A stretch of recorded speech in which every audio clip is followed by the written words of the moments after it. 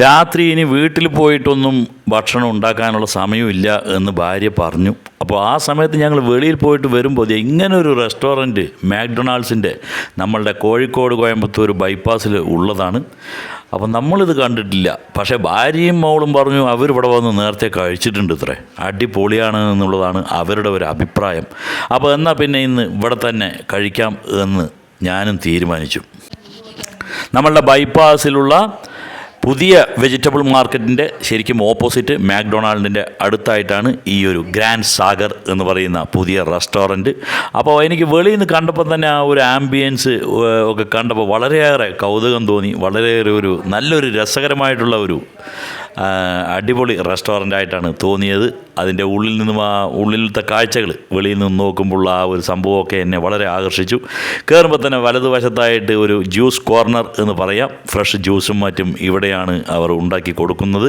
അതേപോലെ തന്നെ ചായയും കോഫിയും ഒക്കെ ഉണ്ടാക്കി കൊടുക്കുന്നതും ഈ ഒരു ഏരിയയിൽ നിന്നാണ്. അപ്പോൾ ഞാൻ മെല്ലെ വാതിൽ തുറന്ന് ഉള്ളിലേക്ക് കയറി. ഉള്ളിലെ കാഴ്ചകളും തിരക്ക് വരുന്നതേ ഉള്ളൂ. എപ്പോഴും നല്ല തിരക്കായിരിക്കുമെന്നാണ് അറിയാൻ കഴിഞ്ഞത് ഈ ഒരു റെസ്റ്റോറൻറ്റിനെ പറ്റി അന്വേഷിച്ചപ്പോൾ. അപ്പോൾ ഏകദേശം നമ്മൾ പോകുമ്പോൾ ഒരു 7:45 സമയം. അപ്പം ഞങ്ങളൊരു ഒഴിഞ്ഞ ടേബിളിൽ ഇടം പിടിച്ച് ഞങ്ങളുടെ സാധനങ്ങളൊക്കെ ഓർഡർ ചെയ്തിട്ടുണ്ട്. അപ്പോഴാണ് വൈഫും മോളും പറഞ്ഞത് ഇവിടെ ഓർഡർ ചെയ്തതിന് ശേഷം ഒരുപാട് സമയം നമ്മൾക്ക് വെയിറ്റ് ചെയ്യേണ്ടി വരും. പക്ഷേ അവർ തന്നെ പറഞ്ഞു വെയിറ്റ് ചെയ്താൽ എന്താണ്, വളരെ രുചികരമായിട്ടുള്ള ഭക്ഷണമാണ് കിട്ടുക എന്നുള്ളതൊക്കെ.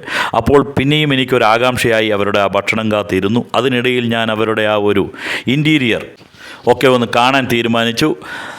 വാഷ് ഏരിയയും മറ്റും വളരെ ഹൈജനിക്കായിട്ടും വളരെ നല്ല രസമുള്ള രീതിയിൽ തന്നെ സൂക്ഷിച്ചിട്ടുണ്ട് എന്ന് വെച്ചിട്ടുണ്ട്. അവിടെ നിന്നും വരുന്ന വഴി ഞാൻ ഒന്ന് എത്തി നോക്കി അവരുടെ കിച്ചണിലേക്ക്.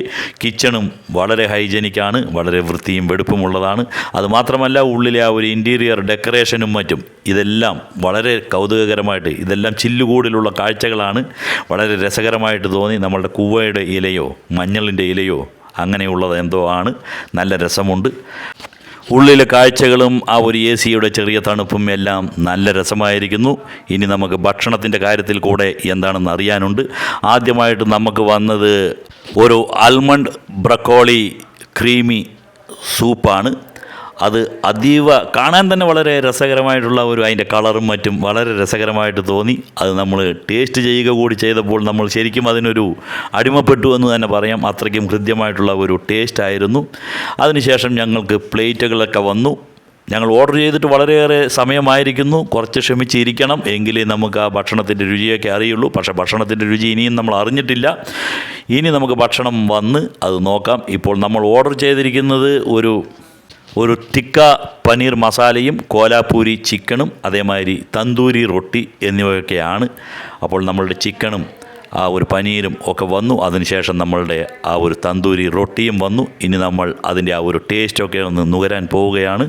തന്തൂരി റൊട്ടിയൊക്കെ ഏകദേശം ആ ഒരു പഞ്ചാബി ഡാബയിലൊക്കെ കാണുന്നത് പോലെ ഒറിജിനൽ ആ തന്തൂറിൽ വെച്ചിട്ട് ഉണ്ടാക്കുന്ന ആ ഒരു തന്തൂരി റൊട്ടിയെ പോലെ തന്നെയാണ് ഉണ്ടായിരുന്നത്. അതിൻ്റെ ടേസ്റ്റും ഒക്കെ അങ്ങനെ നല്ല ഒരു നിലവാരം പുലർത്തിയിരുന്നു.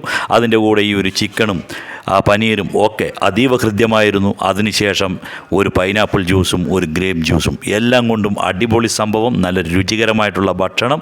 നിങ്ങളും ട്രൈ ചെയ്യുക. Bye, enjoy.